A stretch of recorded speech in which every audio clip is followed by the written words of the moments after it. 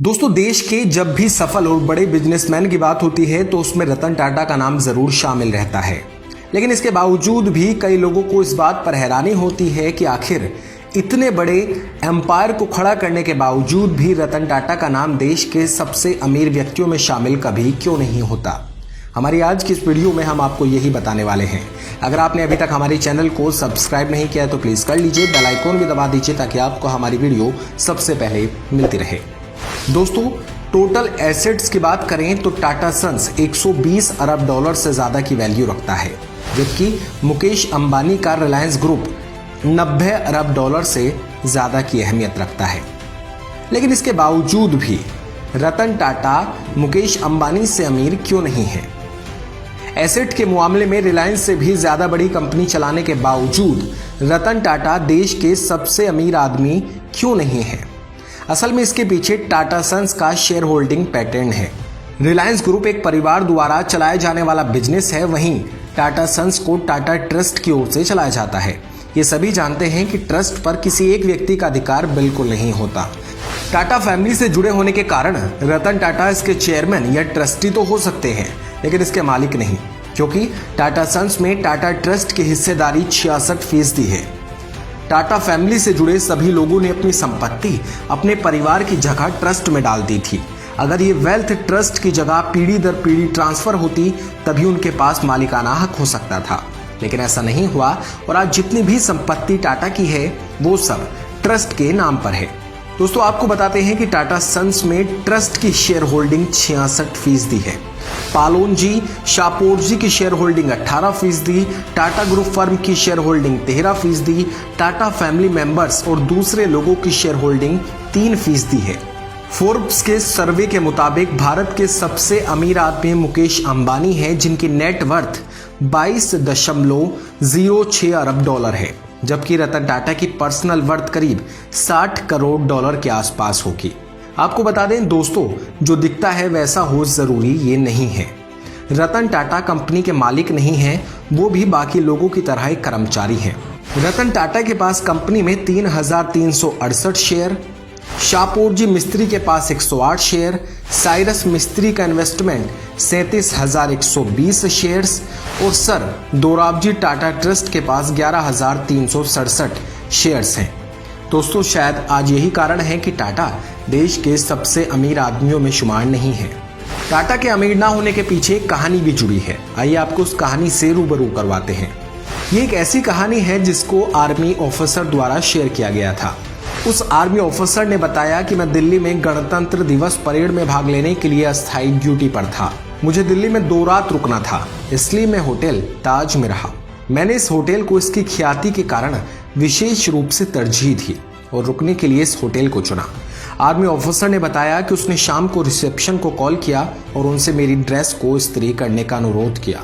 थोड़ी देर बाद room service boy मेरी ड्रेस लेने के लिए आया। मैंने उसे इस्त्री के लिए अपनी वर्दी सौंप दी। सर्विस बॉय ने जब मेरी वर्दी देखी तो वो हैरान रह गया और उसने विनम्रता से पूछा, आप आर्मी में हैं? दोस्तों, अब आर्मी में हूं तो जवाब मेरा हाँ ही निकलना था। उसके बाद उसने तुरंत अपना मोबाइल निकाला और मेरे साथ सेल्फी ली।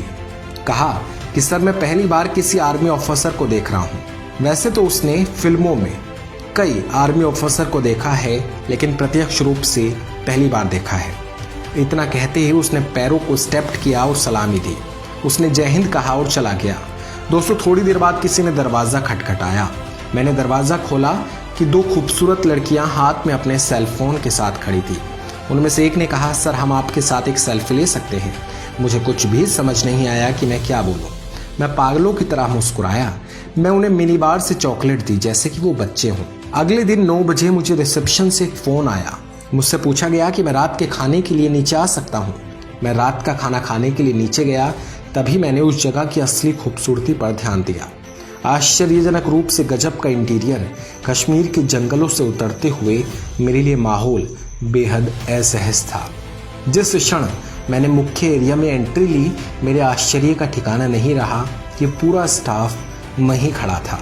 कर्मचारियों ने मुझसे प्रबंधक के साथ कांटेक्ट किया, जो आकस्मिक रूप से गजब था।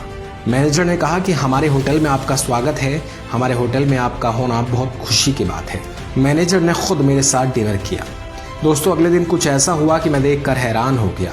मैं क्या देखता हूँ कि मुझे होटल से राष्ट्रपति भवन के लिए एक BMW कार प्रदान की गई। सच कहूँ तो हमें इस तरह की VIP ट्रीटमेंट की आदत नहीं थी। हम अपनी जिप्सी में ज़्यादा आराम महसूस करते थे। इसके बाद जब आर्मी मैन को होटल छोड़ना था, जिसको हम चेकआउट कहते हैं, उस दिन मैं रिसेप्शन पर गया।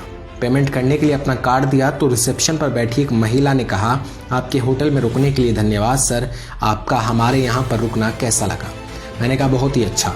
फिर मैंने कहा मेरा बिल प्लीज़। उधर जवाब आया कि आपके ठहरने को हमारे होटल द्वारा स्पॉन्सर किया गया है। आप हमारे राष्ट्र की रक्षा कर रहे हैं, तो ये हमारे होटल की तरफ से आपके लिए छोटा सा टोकन है।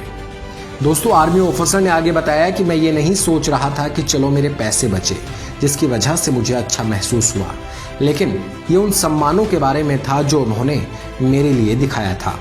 उस घटना के बाद मैंने ताज समूहों के होटल के CEO को लिखा कि मेरा मकसद ये नहीं कि घटना को बयान करना और ताज दिल्ली के प्रबंधक द्वारा दिखाए गए सौजन्य की सराहना करना।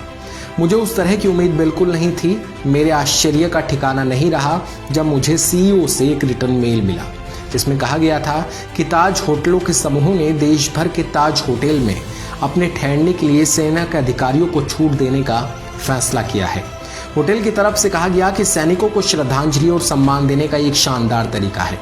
दोस्तों, इस पूरी कहानी को सुनने के बाद एक बात तो ज़रूर साफ हो गई कि रतन टाटा के अंदर सबसे अच्छा काम नैतिकता का वातावरण पैदा करना है। टाटा के उस काम को देखते हुए एक देश प्रेम की भावना भी सामने आती है। शायद इसलिए ही वो देश के कॉर्पोरेट जगत में सबसे अमीर आदमी नहीं है, लेकिन उनकी इज्जत हम सब के दिल में बनी हुई है। आपको हमारी ये वीडियो कैसी लगी, प्लीज़ कमेंट सेक्शन में हमें ज़रूर बताइएगा।